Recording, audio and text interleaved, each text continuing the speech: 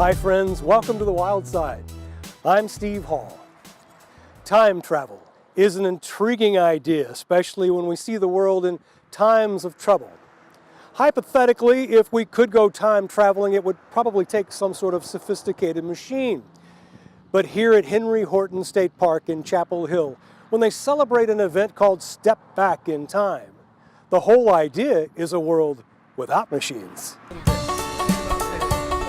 A child tossing a tomahawk, followed by a teenager trying her hand at the competitive sport, is enough to draw a crowd and create a line for those who want to be next. Well, it seemed really fun, and I've never really done it before. And I like to hunt and stuff, so thought I'd try this, but it's not as easy as it looks. It's very easy. If you've spent the last 10 years of your life traveling the country, tossing a tomahawk. The secret is its distance and throwing just like you do a baseball. It's not, everybody likes to put a little flip in it to help it along. It takes this distance that we throw for the hawk to turn one time. The distance is the same for everybody.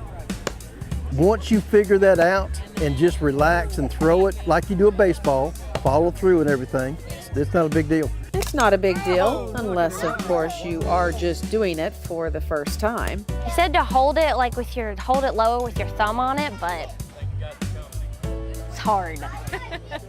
Horrible. We miss quite a bit. That particular block is new and it's hard in places, so it hits perfect, falls right out. Of course, in competition, that doesn't count. If it falls out, it falls out. That's it. Competition is the attraction, but education is the objective as these traveling long hunters work right beside the playing field. I'm working on some handles. We go through a lot of handles in the hawk throw. We like to make sure, though, that people understand we're not just here throwing hawks and stuff. We're demonstrating living history of the long hunters. The long hunter period was 1740 to 1830.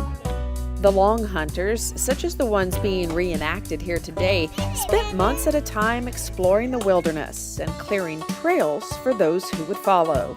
We weren't soldiers, but when we were called upon to be soldiers, we were very good soldiers because we were very good shots. We carried everything that we needed on our back.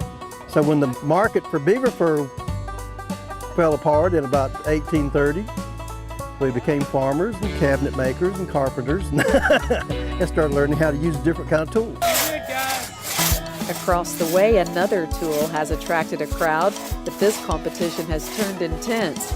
Friends, family, and even park rangers are pitted against each other, putting it all on the line for the big prize. It looks a lot easier until you get up there and you're like, oh my gosh, this is wearing me out, but you're not going to quit until you get it done. So it does look a whole lot easier, and I guess that just shows how much they used to work in the old days to get stuff, and now we've got it made now. They used to not have chainsaws. You see what they're over there doing, working away. I can't imagine that. Well, you just got to be smooth with it and go as fast and as hard as you can. That, it helps me if I get down a little bit lower and I have a little more leverage, I can pull harder, and then just keeping the tail straight and making it smooth. If time could be turned back a few hundred years, this Belfast man and his brother would be ready. This is not the first time they've won the crosscut team competition. The majority of what I do is farming, and I also do a lot of construction. I build a lot of big barns and do a lot of fencing also. And so most of it's manual labor. We're outside all the time. And then there was this young man who likes to play on computers, stands only 5 feet tall and weighs just over 100 pounds. He killed it on the one-man sawing competition. I have to do this. If I slow down, just go faster. Be brave and stay wild. The first time I did crosscut competition, I'd watch 10 people do it, and I'm like, well, I can do this. This is going to be easy. And, that competitive spirit kicks in, but it's 35, 40 seconds of just giving it your all. And, I forget to breathe a lot of times when I'm doing it. And, but you got a crowd around you cheering you on, there's a prize that you can win, but that's really not what it's all about. It's just the atmosphere and that competitiveness that's a big attraction for everybody, I think. It's interesting how such simple things, games we could actually be playing at home, draw such a crowd with an incredible curiosity as to who will be the best. Yeah. Remember, it's all about the roll. The idea is the preservation of our cultural history, of the state, of the country. And these are games that they played way back when they didn't have electricity, when they didn't have Xbox. And you know, it's very simple. We're throwing a bale of hay, but you saw how people just lined up to come and do it. Same with the watermelon seed spitting.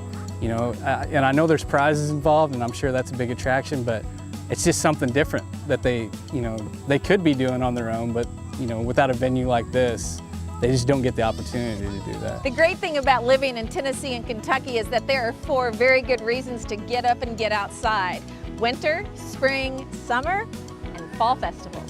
It's kind of like the eclipse. That whole day everybody got along and come together and everybody looked up, and it's really neat, and this kind of stuff brings everybody together as well, and it's really great. And it doesn't surprise me at all. People can forget about all the negative stuff going on and get out here and have a good time with their family and friends and just enjoy life for a while. Step Back in Time is not only about competition. There are food vendors, face painting, craft tables, and visits from the Mounted Park Patrol.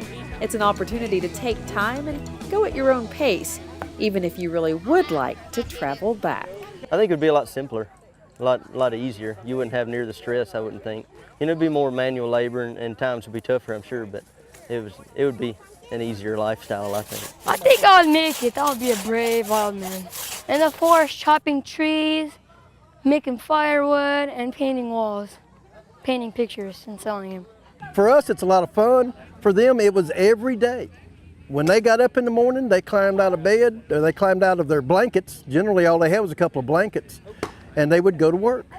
When they would work all day from daylight to dark. That's what the wildlife was in that period. And here at Henry Horton, that's what it was today. I'm Annette Nole Hall on the Wild Side. You can travel to our website, wildsidetv.com, past, present, and future, for more information. The Step Back in Time event continues to grow, and rangers believe it's mostly because of word of mouth. Now you can say you heard the word here on the Wild Side.